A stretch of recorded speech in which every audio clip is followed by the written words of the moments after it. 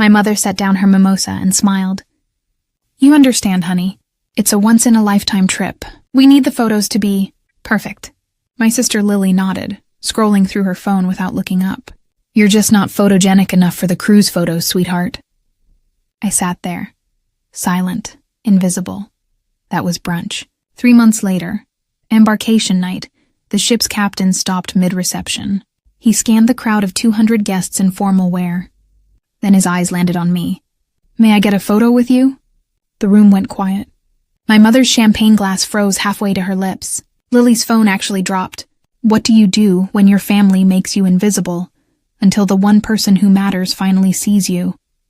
Grab your coffee. You'll want to hear this. And if you've ever been the before picture in your own family, hit that like button. You're not alone. I had 4 years of receipts. They had 1 week to explain them. Let me rewind. Because the photo the captain wanted, it wasn't for a selfie. I grew up as the plain one. Lily got the ring light at 14, the brand deals at 16, the verified check mark at 19. I got a Nikon and a one-way ticket to Aleppo. Our family was obsessed with appearances. Every holiday card was retouched. Every Instagram post was staged. My parents measured success in likes and comments. I didn't fit the aesthetic, so I disappeared. I became a photojournalist, spent 4 years in conflict zones. Syria, South Sudan, the Greek islands during the refugee crisis. I documented displaced families, children who'd lost everything, stories the world needed to see. I won grants, got shortlisted for a Pulitzer. My work hung in galleries across Europe, but my family never asked about it. To them, I just took pictures for blogs. A war photographer once told me something I never forgot. The truth is in the margins. Save every frame. So I did. I kept everything. Every bank statement. Every auto-pay confirmation.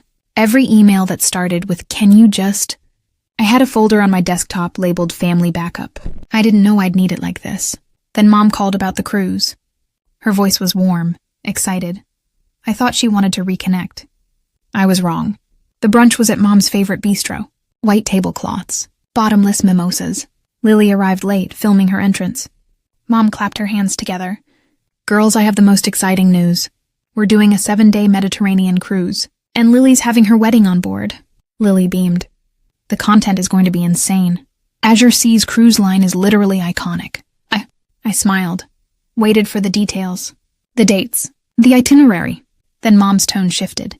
Now, sweetheart, we know how busy you are with your travel work, so we thought it might be easier if you sat this one out. I blinked. Sat it out? Lily barely looked up from her phone. No offense, but my brand is aspirational. You're more documentary. My sponsors need a cohesive aesthetic for the wedding content. Mom reached across the table and squeezed my hand. You understand. We already told Aunt Carla you're on assignment. It's just simpler this way. The words landed like stones. I took a breath. Who's paying for the cruise? Silence. Mom laughed, light, nervous. We'll send you all the photos, sweetheart. You'll feel like you were there. That night, I checked my credit card statement. And everything changed. $11,400. Charged to Azure Sea's cruise line. On the emergency card I'd added my mother to 3 years ago. 4 emergencies. Apparently Lily's influencer wedding qualified.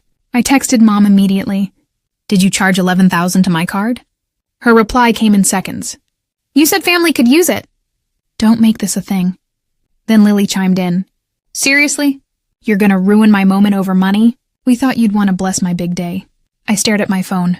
The old shame crept in. The familiar voice that whispered maybe I was too difficult, too ungrateful, too small. Maybe I really was the problem. That night, Lily posted an Instagram story. A photo of the cruise itinerary, printed on glossy paper. The caption read, "Family vacation of a lifetime. So blessed." I didn't sleep. I lay there in the dark, spiraling, wondering if I should just let it go. Pretend it didn't hurt. Maybe I'd always been the problem. Then I opened my email. And I saw the name of the ship, Meridian Voyager. I sat up, my heart pounding. Because I knew that name, I searched my spam folder, and there it was. An email from 3 months ago. The subject line, "Personal invitation from Captain Dmitry Kovac." I opened it. Dear colleague, it is my honor to invite you to join us aboard the Meridian Voyager for the opening reception of Faces of Resilience, a traveling exhibition of award-winning photojournalism. Your work documenting the Syrian refugee crisis will be featured prominently. We hope you will attend as our honored guest. The email was embossed with the ship's logo, dated February 10th. The cruise was June 15th. My hands were shaking. They didn't want me in their photos. They had no idea I was the photo. I scrolled down. The exhibition details. The gallery opening. Night 3 of the voyage. And at the bottom, a line I'd missed. All travel and lodging complimentary for featured artists and one guest. I started laughing. Quietly at first. Then harder. I didn't tell them I was coming. I booked a solo cabin that night. Deck 9, veranda suite. Different gangway. Different life. I printed the invitation. Slipped it into a folder. Receipt number 1. I had time. And I had one more receipt to cash first. 1 week before departure, my phone buzzed. A Venmo request. From Lily. $2,700. The note read, Group excursions plus spa package. You're literally never around anyway, lol. Least you can do. I stared at the screen. Then Mom sent a voice note. I pressed play. Honey, Lily told me you're being difficult about the Venmo. Don't be petty. This is about family. We're all making sacrifices. It's her wedding. I didn't reply. 2 days later, my friend forwarded me a TikTok. It was Lily, sitting in her ring light setup, talking to the camera. Storytime. So my sister is too insecure to be in pictures. Like, actually refuses to be in family photos. So we planned this whole cruise without her, and now she's mad. She laughed. The comments started rolling in. Not the jealous sister energy. Main character syndrome much. She sounds toxic. You're better off. The video had 40,000 views. My silence had been weaponized. Mom sent one last text. We board Saturday. I assume the Venmo will clear by then. I took a breath. I declined the request. But I didn't decline the cruise. 72 hours. I packed my suitcase. 2 sundresses, 1 blazer, printed bank records, and my Nikon. Before I left, I pulled my full bank records. 18 months. Every transaction, every charge. I highlighted them all. The cruise deposit. $6,400. Lily's ring light and softbox setup. $1,100. Mom's Botox appointments. $1,800. Dad's country club membership renewal. $3,000. Lily's engagement party catering. $9,200. On and on and on. The total came to $43,472. Charged to my emergency card. Not one of them had asked. Not one had been repaid. The memo field on the cruise charge read, Family of 6. I wasn't family enough for photos, but I was ATM enough for cabins. I pulled the exhibition contract next. Scanned to clause 12. All travel, lodging, and meals complimentary for featured artist plus one guest. Honorarium, $5,000 upon completion.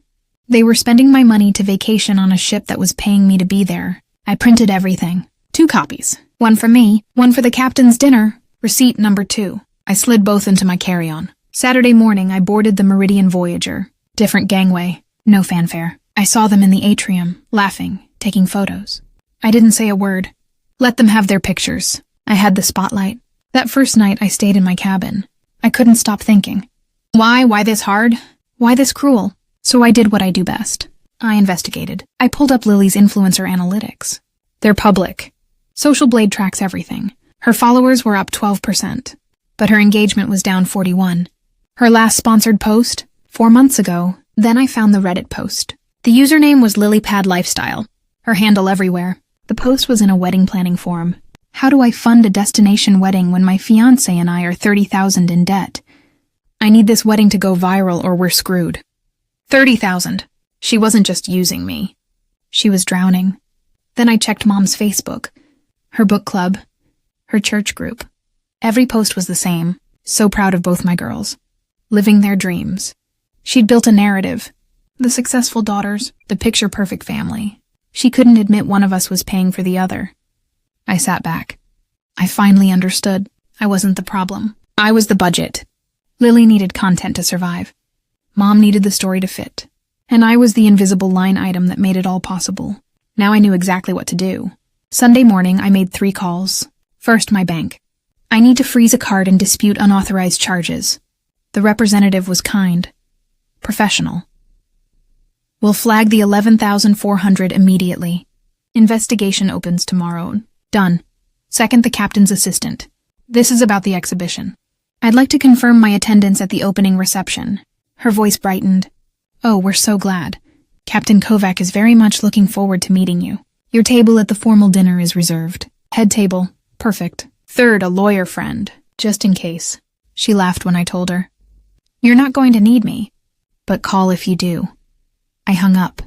I didn't confront my family, didn't send a dramatic text. I saw them twice that first day, once at the buffet, once on the pool deck.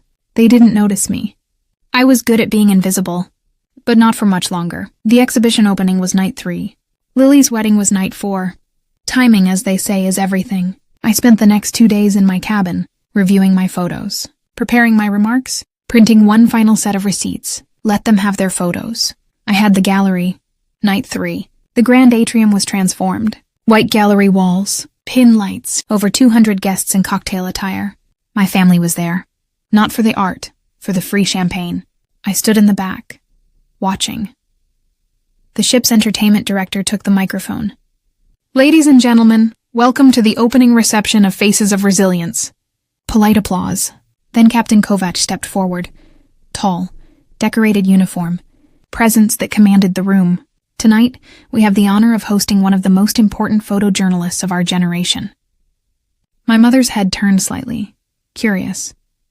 For 4 years, this artist documented the Syrian refugee crisis. Their work has been published in Time, The Guardian, and National Geographic. They were shortlisted for a Pulitzer, and tonight we celebrate their courage. The lights dimmed. Behind him, the screen lit up. 3 massive photographs. A mother holding her daughter at a border fence. Children waiting in line for water. An old man carrying everything he owned in a plastic bag. The credit line appeared. My name, in white text. Impossible to miss. I heard my mother gasp. Lily's phone clattered to the floor. Captain Kovac smiled. It is my distinct pleasure to introduce our featured artist. He said my name. The room turned. Spotlights found me. I walked to the stage. My hands steady. The applause built, genuine, warm. I reached the microphone. Captain Kovac extended his hand. May I get a photo with you? It wasn't a fan request. It was respect. I nodded. His arm around my shoulder. Both of us smiling. The camera flashed. The room erupted. Afterward, the captain's dinner. I sat at the head table, between the captain and the ship's artist-in-residence. My family sat at table 19. I didn't look over, but I felt my phone buzz. A bank alert. Dispute resolved. $11,400 credited to your account. I set the phone down. The meal continued. I didn't gloat. I just existed. Finally visible. Lily's wedding happened on night 4. I didn't attend, but I heard it was beautiful. Smaller than planned, because 3 of her sponsors pulled out. Turns out they'd seen the exhibition. They wanted to work with me instead. I declined, politely, and referred them to 3 emerging photographers who needed the break. Lily posted the wedding photos 2 days later. 1,200 likes. Her usual post got 8,000. The comments were different too. Wait, is your sister the photographer from the ship exhibit? Why didn't you mention her work? This feels off. Mom texted me on the last night of the cruise. I'm so proud of you, sweetheart. 3 sparkle emojis. I didn't reply for 3 days. When I did, I kept it simple. Let's talk when we're both ready to be honest. Dad sent a separate email. No emojis. No performance. I didn't protect you. I'm sorry. I'd like to do better. We met for coffee on port day 5. It wasn't a reunion, but it was a start. When I got home, I removed them from every credit card, every auto pay, every joint account. I sent one email to the family thread. I love you all, but I won't fund performances anymore. If you need help, ask. If you need money, we'll talk terms. Boundaries aren't punishment. They're clarity. Mom didn't respond. Lily read it and didn't reply. Dad sent back one line. Understood. Thank you. 3 months later, my exhibition toured to a major museum. The honorarium and travel fees came to $15,000. I donated it, half to the International Rescue Committee, half to a micro-grant fund I set up for photojournalists under 25. The press release went out. My family saw it. Lily sent a single text. I'm sorry. I see you now. I stared at it for a long time. Then I replied, thank you. I hope you see yourself too. We haven't spoken since. Maybe we will. Maybe we won't. But I'm not waiting for their approval anymore. Because here's what I learned. Your worth isn't determined by who's willing to see it. It's built in the quiet, unglamorous work of showing up for what matters. You don't need revenge when you have respect. They wanted me out of the picture. Turns out I was the whole gallery. So let me ask you, have you ever been underestimated by the people closest to you? What made you realize your worth? Drop your story in the comments. I read every single one. And if this one hit home, subscribe. Hit the bell. You belong here. Oh, and one last thing. This story is a fictionalized dramatization for entertainment purposes. It is not legal or financial advice. All names and details have been changed. But the lesson? That part's real.